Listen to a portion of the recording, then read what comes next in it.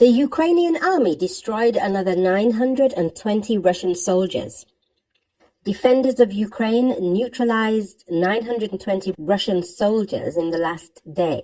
The number of casualties of the Russian armed forces since the beginning of military operations in Ukraine has reached 128,420 servicemen. About it informs General Staff of the Armed Forces of Ukraine.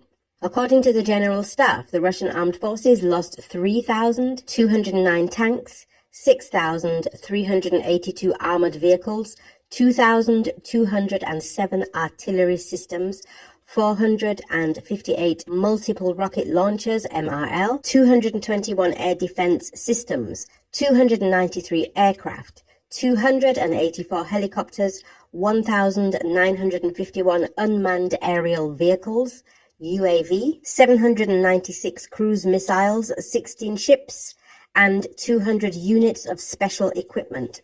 It should be noted that during the past day, the attacks of the Russian army in 8 settlements in the direction of Donbass were repelled.